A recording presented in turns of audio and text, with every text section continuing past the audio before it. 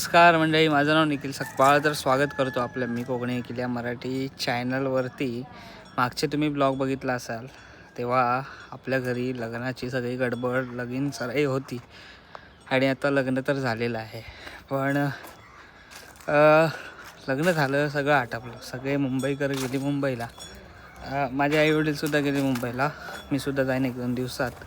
पण सगळे मुंबईकर गेली मुंबईला, तर त्यामुळे सगळी गावात शांतता, वाडीत शांतता. म्हणजे वाडीत आहेत लोक तरी पण शांतता.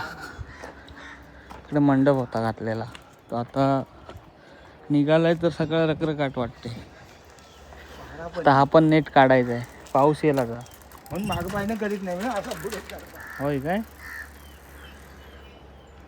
मंडप काढल्यावर बघा कसा वाटतो भकास. जेव्हा मंडप होता तेव्हा मस्त घर वाटत होता.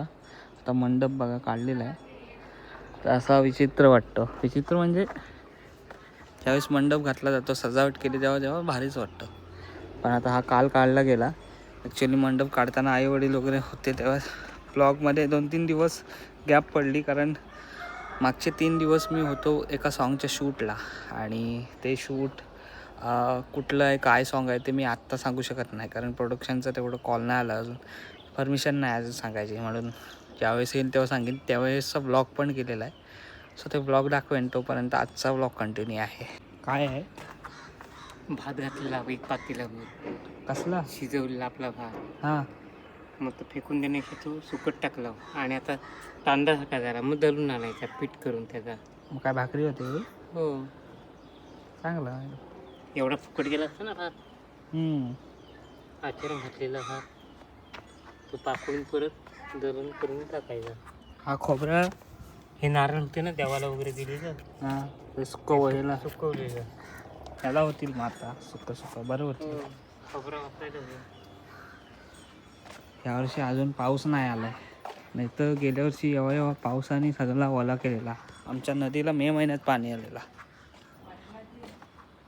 पाऊस लांबावला काय? पाऊस लांबावला येईल आता थोड्या दिवसात. काय काय रे? काय एकटं खाता? काय दिला? तो काय दिला तो बघ तिकडे. मला नाही तो.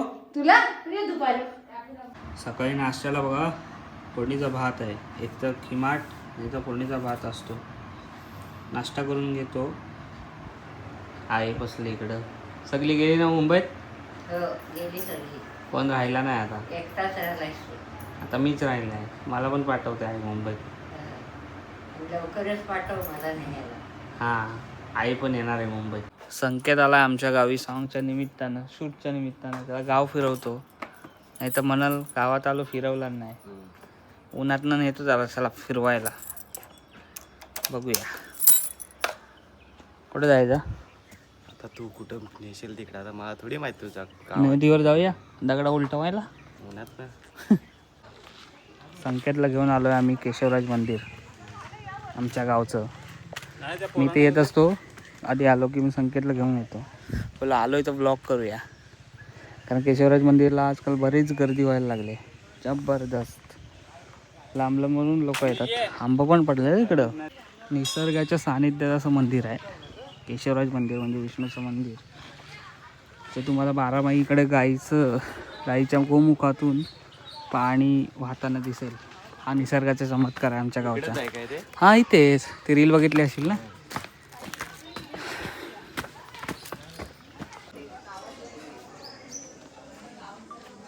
मंदिरात जाण्यासाठी एवढी कमानी छोटी दिली जाते, ते वाकूनच जायला लागतं. आणि इकडे या साईडला मंदिर आहे.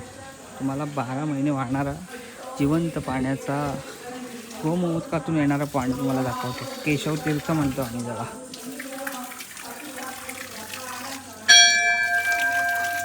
बघा इकडे वरती आहे ना, वरती आहे त्याचं उगमस्थान. आम्ही लहानपणी गेलेलो आहे.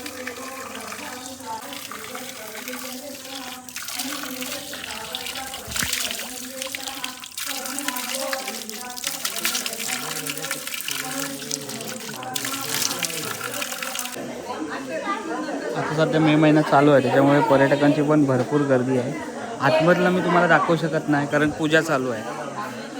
आणि तुम्ही आलात तर इथला मंदिरातली मूर्ती किंवा मंदिर गाभारा तुम्ही खूप प्रसन्न व्हाल. बरेच जण येतात. तुम्ही इकडे आसूद पुलावर किंवा आसूदला केशवराज मंदिराला आला असाल तर कमेंटमध्ये तुमचा अनुभव सांगा, इकडच्या निसर्गाचा अनुभव सांगा किंवा इथल्या गोमुखाच्या पाण्याचा अनुभव सांगा तुम्ही.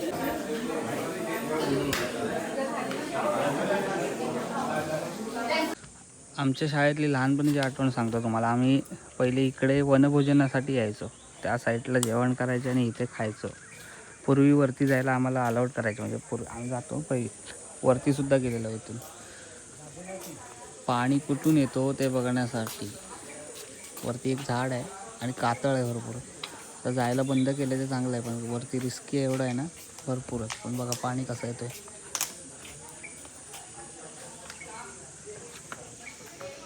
चला मंडळी, कसं वाटलं मग आमचं गाव अंकित? मस्त, पहिल्यांदा झालो पण भारी वाटत. हा, आता परत येऊया पावसामध्ये. पावसात वेगळी वाईब आहे इथली. पावसामध्ये म्हणजे एकदम भारीच असेल ना. भारी मस्त. तुला झरे पाहायला मिळतील बरेच. तिकडून आताच अजून मोठं पाणी येत असेल हा, ना अजून मोठं पावसाचं. येतं. गोमुखातून आता थोडं पाणी येतोय ना, अजून मोठं येतं भरपूर. म्हणजे विचार करणं, एवढ्या हाईटवरनं डोंगरातनं पाणी येतं. तसं आमचं पण बाजूचा तिकडचा डोंगर आहे ना, पिण्याचं पाणी आमच्या डोंगरातूनच येतं. पर्यटकांची इकडे खूप मजा येते. म्हणजे आंबे पडलेले भरपूर पाहायला मिळतात. इथं मगाशी एक आंबा पडला, पण आंबे वगैरे कोणाला मजा घ्यायची असेल ना तर इकडे येतात. पडलेले आंबे बरेच भेटतात आणि चांगले चांगले.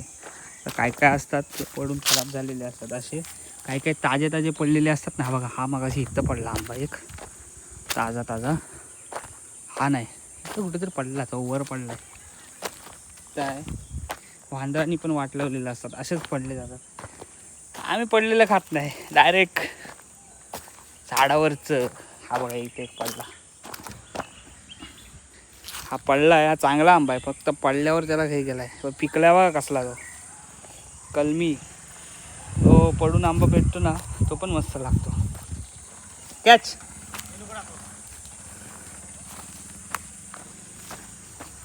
यावर्षी आंबे बरेच आहेत ना.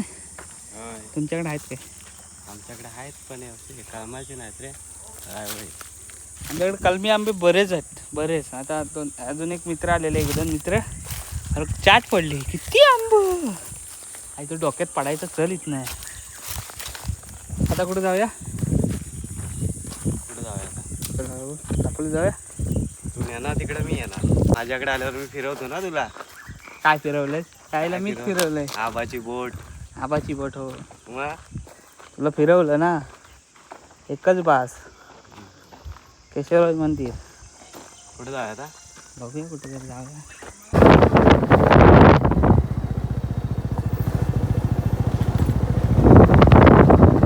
आता आलोय वडणगावी. माता रमाबाई यांचं हे गाव. डॉक्टर बाबासाहेब आंबेडकर यांच्या पत्नी. आणि ते स्मारक आहे. इथे बघण्यासाठी महाराष्ट्रातूनच्या कानाकोपऱ्यातून, भारताच्या कानाकोपऱ्यातून इथे नतमस्तक होण्यासाठी येतात. आणि ही इमारत झाल्यापासून मी आलोच नाही. म्हणजे मागे आलो आहे, लहानपणी अगोदर आलो आहे, पण तेव्हा इथे अशी इमारत नव्हती. पण आत्ता इथे झालेली आहे, स्मारक झालेलं आहे. सो आतमध्ये वगैरे दर्शन वगैरे जाऊन घ्यायचं आहे आणि बघूया कसं आहे ते. जाऊया ना.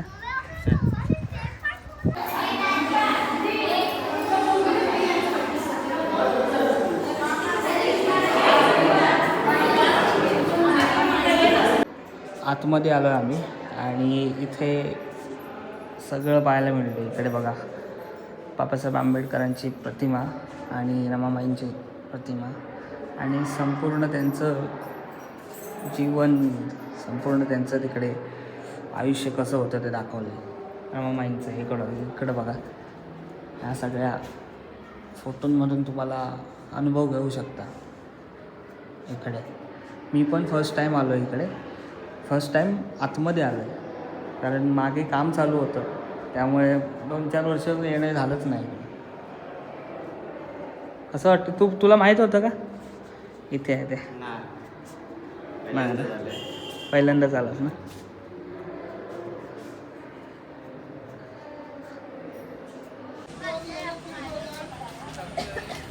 तुम्ही घेऊन कुठनं आलात?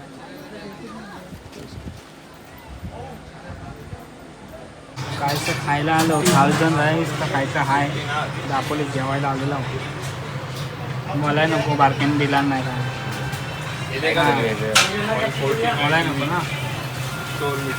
पावसाला तर लवकर येतोय, तर सुद्धा आंब्याला आंब बघा अजून किती येते. हे बघा आंबच आंब. यावर्षी आंब्याची काही कमी नाही आमच्या साईडला, तरी भरपूर आहेत, पाडतायत. काय काय कौलं आहेत, काय काय तयार झालं आहेत, काय काय पिकलं आहेत. हा फणस आहे ना आमच्या घराच्या मागचा, हा दरवर्षी लेट येतो. मला अगोदर येत नाही. मुंबईकरा सगळी गेली की हा फणस येतो. हा बघा अजून पिकलाय नाही, सगळी अशीच आहे. पण एक आहे जी वडपौर्णिमा असते जूनच्या एंडिंगचे वगैरे, तोपर्यंत फणस असतात, तेव्हा घरी काढायला होतात. एक भारी आहे आता. तर मंडळी घरी आलो, जास्त काय उन्हातून फिरत बसलो नाही, कारण ऊन गरमी भरपूर आहे. त्याच्यामुळं जास्त काय फिरायचं तर भरपूर आहे. बारक्याला पाव दापोली ना, अख्खी दापोली बघायला 3-1 दिवस लागतील. भरपूर आहे दापोलीत बघण्यासारखं, फिरण्यासारखं भरपूर आहे. फक्त थोडं डिस्टन्स लांब असं आहे म्हणून, पण फिरण्यासारखं बरंच आहे. अगदी इकडं केळशीपासून ते अगदी नवऱ्यापर्यंत, दाभोळपासून ते अगदी मंडणगडच्या साईडपर्यंत बरेच आहेत. बऱ्याच गोष्टी आहेत, व्हिडिओच्या मार्फत पण दाखवीन हळूहळू. पण आजचा ब्लॉग तुम्हाला कसा वाटला अजून कळवा. चॅनलवर नवीन असाल तर सबस्क्राईब करा. बारक्या तुला कसं वाटलं? मस्त वाटलं. जे राहिलेले भाग आहेत ते पण आपण लवकरच फिरू पावसात. हां. पावसात. तोपर्यंत टाटा, आंब्याचा वाटा. पुढच्या व्हिडिओमध्ये भेटा.